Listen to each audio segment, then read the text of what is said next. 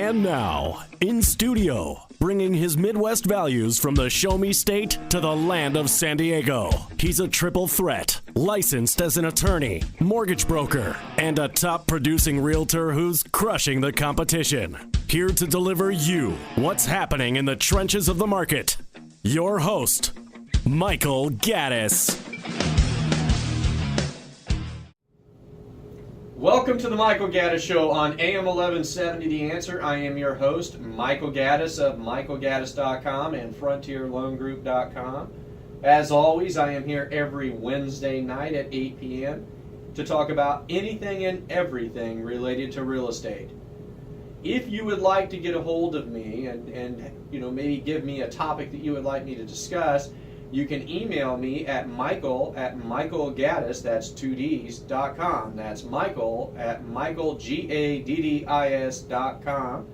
Or you can visit my Facebook page or my webpage, www.michaelgaddis.com or www.frontierloangroup.com. And I was just told right before I started the show today that I do not need to say www in front of the web address, but I just went ahead and did it anyway. See, I'm old school. www. You don't need to say it. So it's michaelgaddis.com or frontierloangroup.com. That is a heck of a lot easier to say.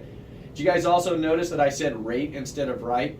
I have this terrible habit, because I'm from the Midwest, of using that word, of saying rate when I'm doing things. Oh, it's right over there. My wife drives me nuts because she corrects me every time I say it, and I'm like, I'm trying, but it's just one of those Midwestern things that I just cannot get out of my system. I say that, and I think another word I say wrong is roof. Sometimes I say it different than so. How do you say it, Paul? Roof.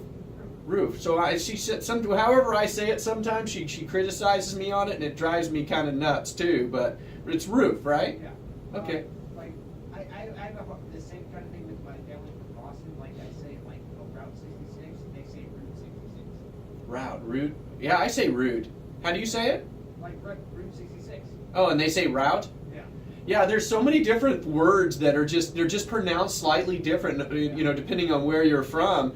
And when I go back to the Midwest, everybody makes fun of me in the Midwest because when I talk about freeways, I say the, right? So in Kansas City they have a freeway called I-70. Everyone calls it I-70. I said, I'm going to take the 70 to the 35, and they're like, "What are you doing? What are you talking about?" Exactly.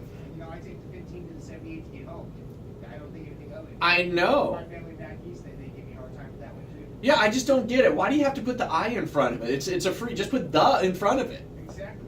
Yeah, I know. They're nuts. See, that's what happens. But anyway, that's kind of a little bit about. So if you hear me say one of these words that sounds a little bit off kilter, just remember where I'm from. Just remember where I'm from. So, tomato. That's it. Tomato. Remember last week? What was it? Groceries. Groceries. Yeah. Yeah, and there's the people on the East Coast say groceries, and some people say groceries. Yeah. How do you say it? I go to the grocery store. Oh yeah, that's what I say. Yeah. But it's the same word, we just pronounce it differently. Who's right, who's wrong, who cares, right? I'm right. That's Paul's right.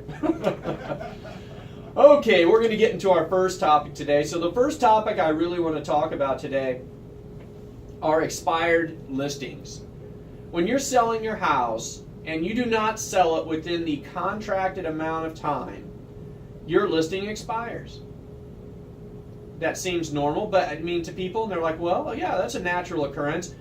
However, why did your listing expire? There are several reasons why it might have expired. And I think part of the problem is, and it goes back to, I've talked about this numerous times on the show, when people are selling their house, they, more than any other industry, what they like to do is select somebody that they know. It's a relationship business. They basically want to hire somebody that's either a friend or a family member or somebody they go to the gym with. They tend to migrate towards these people no matter what the value of their house is. You could have a $1.5 million house, and as soon as you want to sell it, the first thing you do is you go to Bob that you met on the pec machine at the gym. And you say, oh, I think he mentioned he does real estate. Yeah, he might do 1 or 2 transactions a year, and you're going to trust him to basically put your $1.5 million house onto the market without really vetting him to see what his experience is, what his marketing plans are. It drives me nuts. I cannot believe the people that some of these people hire, some of these homeowners hire to sell their house. And I think what it is that everyone thinks that listing agents are interchangeable. That basically if they have a real estate license, you're all the same. I think that's what they think. I'm here to tell you that is not true. And I invite any listener who's listening right now to drive up to my office in Carlsbad, sit with me for an hour, and I will go through the MLS and I will show you what these people are doing.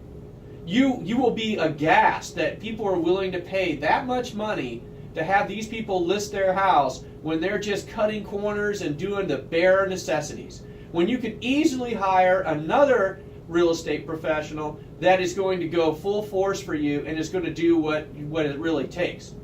So one of the things that I do when a listing expires is I basically send people a little packet of information about me.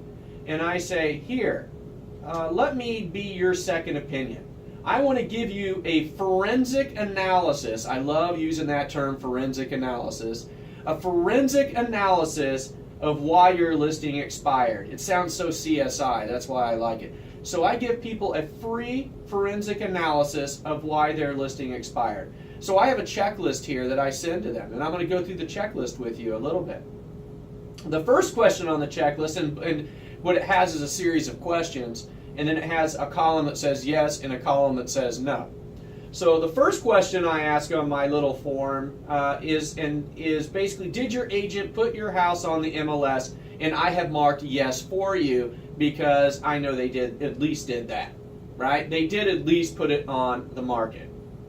The second question I have is, did your agent take the time to develop a narrative description, or did they just throw a few sentences into the MLS? Now what I mean by that is the MLS allows the agent to create a description of your house. And like at my office, we take it very seriously. So what I usually do is I have the homeowner basically give me a bullet point list of everything that they think is fantastic about their house. That's the first assignment I give them. Tell me everything that's fantastic about your house, because nobody knows your house better than you, and you know exactly what you love about it. So I get people to give me this bullet point list. I take that and I spend hours creating a narrative that I put onto the MLS. And there's a lot of room for it, so I basically try to describe your house in words. And I think it comes back from my years of basically going to school and college and law school and writing about how to write a very descriptive analysis of your house. And I think that basically a lot of agents take shortcuts. You should see. I saw some the other day for $1 million house up in Bressie Ranch near Carlsbad, and it was like the description was nice house, 4 bedrooms, close to schools. That was it. That was the description they put on the MLS. So anybody who's looking through wanting to know what's going on this, they didn't talk about it having a downstairs bedroom, or it had specialty tiles, or it had granite countertops, or what kind of granite it had, that it had new custom cabinets. It didn't mention anything like that. It didn't talk about the backyard. It didn't talk about the bathrooms. It didn't talk about the flow. It didn't talk about all the light that was coming in. It didn't talk about any of that. Just those 2 sentences. So that's one of the first things I look for when I do a forensic analysis of an MLS listing. The next thing I look at is, was it due to bad photography? Now, what I mean by bad photography is when your agent shows up with his cell phone or a camera and just starts whipping out pictures of your house. I can tell you right now that I own a high-tech camera. I own a Canon 60D. It's a very expensive camera. You know why I bought it? Because I thought that I could take pictures like professionals, and I didn't want to have to flip the bill to pay all these photographers, right? These real estate photographers. So I tried to take pictures myself of the house using those fancy cameras. And you know what happened? They looked terrible. So I, one time, I hired a professional photographer to come out. He had a very similar camera to mine, and I stood in the room with him, and I took pictures as he was taking pictures. And I guarantee you that if I showed you both sets of those pictures, you would be able to tell within 1 second which one he took and which one I took. It is an art form, people. And because over 91% of buyers look to the internet, you better have good pictures on there. Another thing I ask people is, did your agent use aerial photos or 3D renderings? One of the new trends is getting, using, those, what are they called? Those drones. Thank you, Paul. They're using drones to basically take photographs, aerial photographs of these houses. And I'm telling you, those pictures are amazing, and they go a long way with people. And so when I see that an agent has used an aerial photographer, that really impresses me. I'm like, they've done something there. Or the other thing is, now it's coming out, you could do 3D renderings of your house. And so and it costs a little bit extra, but yeah. Oh, okay. Oh boy, Paul's over there saying 1 minute there. He got me confused. I'm on a roll. They use these 3D renderings to go through and basically show your house from a 3D perspective. It's really impressive. And the cost is not that much more. It's not on top of your regular photography. So I don't know why more people aren't utilizing it. But I like to utilize aerial photographs and 3D renderings. Well, when we come back, we're going to continue our discussion about expired listings and what you should be looking for in a new agent. You're listening to the Michael Gaddis Show on AM 1170, The Answer.